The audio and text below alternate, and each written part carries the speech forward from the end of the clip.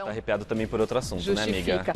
Pois é, gente. Na verdade, o mundo inteiro está parado na frente da televisão, na frente da internet, acompanhando as atualizações minuto a minuto, que a gente gostaria que acontecesse minuto a minuto, mas é dia a dia, né, quase, porque eleição lenta, apuração difícil, que a gente fica acompanhando e parado para ver quem vai ser o próximo presidente dos Estados Unidos, né? E aí tá rolando uma super torcida aqui no Brasil também, isso, né, trouxe para cá, transferiu para cá, porque a gente está vivendo esse mesmo momento polarizado na política por aqui também, né? Naturalmente, simpatizantes de um lado vão torcer para um, simpatizantes de outro vão torcer para outro, e assim a gente fica. Mas vamos entender como é que tá esse momento. Quem vai estar com a gente agora via Skype é o Ricardo Macau, gentilmente aceitou nosso convite para conversar um pouquinho sobre como estão as apurações aí dos votos nos Estados Unidos. Ele que é professor de Direito Constitucional e Internacional da Damásio Educacional.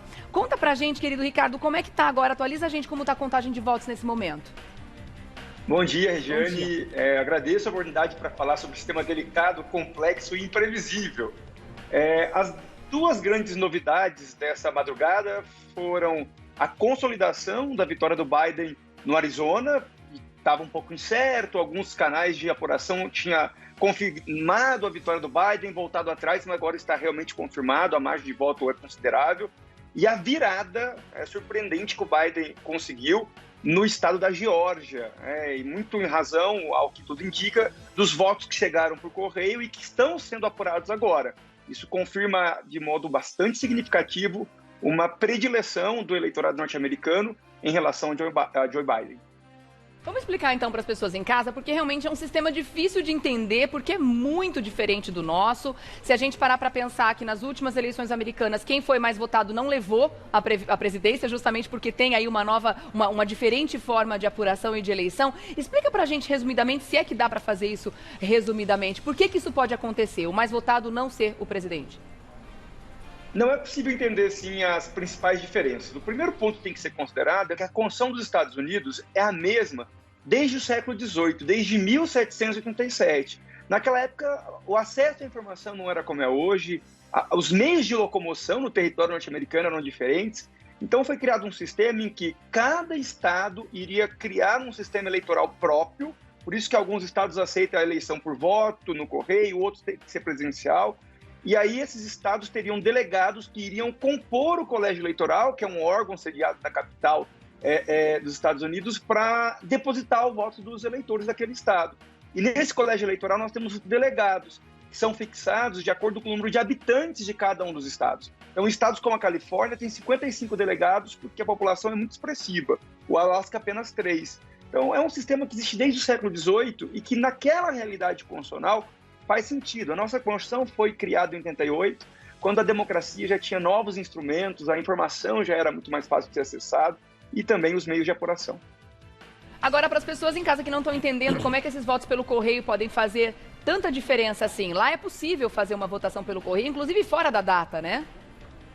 Então, na verdade, a votação ela é designada por cada um dos estados. Tem estados que não admitem, tem estados que admitem. A Federação Norte-Americana foi criada de uma forma diferente da Federação Brasileira.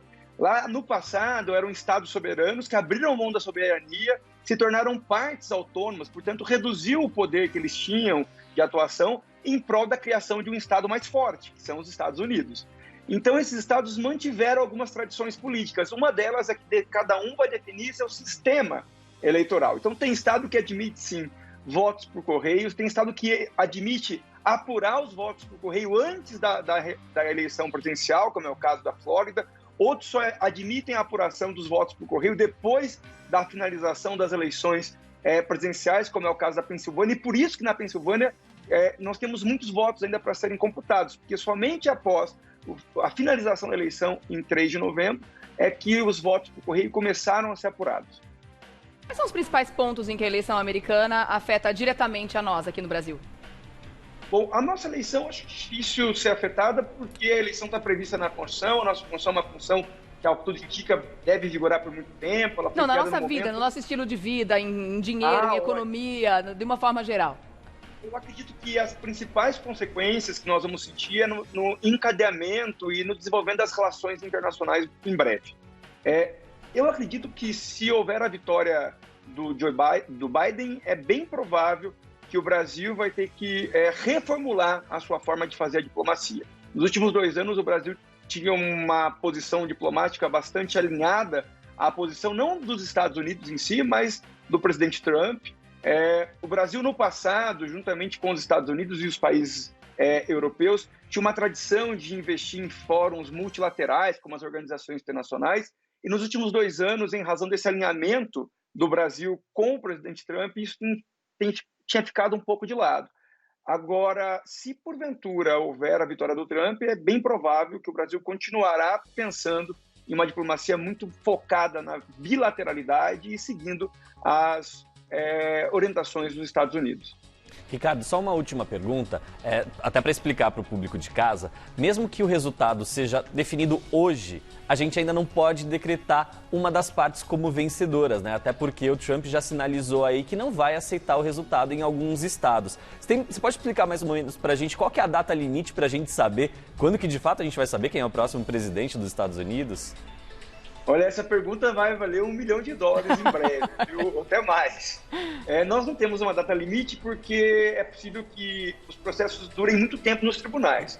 Mas é bem provável que essa data não avance até o começo do próximo ano, porque senão nós teríamos um grande problema para a governabilidade dos Estados Unidos, um grande impacto no mercado financeiro em razão dessa incerteza, a desvalorização do dólar, problemas de comércio internacional e o avanço de alguns estados soberanos que tradicionalmente acabam se opondo aos Estados Unidos em várias áreas da esfera internacional. Mas eu acredito que nós teremos 2 momentos bem claros. Primeiro serão ações judiciais nas justiças estaduais, questionando o sistema eleitoral de cada estado. Ao que indica, os democratas, capitaneados pelo Biden, não devem recorrer, até porque o cenário está bem favorável. Nós temos, dos 270 delegados necessários para a eleição, 264 já contabilizados com o Biden. E no segundo momento, a questão pode chegar na Suprema Corte dos Estados Unidos.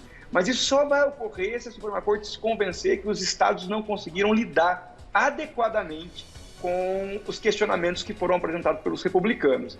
Então, assim, tentando resumir, eu acredito que a solução virá até o final de dezembro, caso os processos avancem nas 2 instâncias. Sim, 3 dias a gente já está aflito, né? Imagina até o final de dezembro. Até o final do ano vai complicar. Obrigada, Ricardo Macau, professor de Direito Constitucional e Internacional da Damásio Educacional. Obrigada pelos esclarecimentos, muito importante bate-papo com você. Vou deixar aqui também um Instagram para você começar a seguir agora, @ricardo.macau, Macau com U, tá bom? @ricardo.macau. Obrigada, meu querido, até uma próxima. Eu agradeço. Tá certo. Olha, muito perigosa, inclusive, né? Perigoso esse questionamento do Trump em cima do sistema de votação americano, porque coloca em xeque a lisura, né? Exato. De todo o sistema eleitoral americano. Ontem, inclusive, né, muitos veículos de imprensa, muitas emissoras de televisão simplesmente interromperam a transmissão do presidente norte-americano. Isso é muito grave, é muito sério, justamente por não concordarem com as evidências que ele tinha falado ali durante o seu discurso, falando que havia fraude nas eleições, sendo que até agora, não existe nenhuma prova cabal disso. Mas enfim, tem muito pano para manga, a gente vai acompanhar, estamos todos aflitos aqui pelo resultado.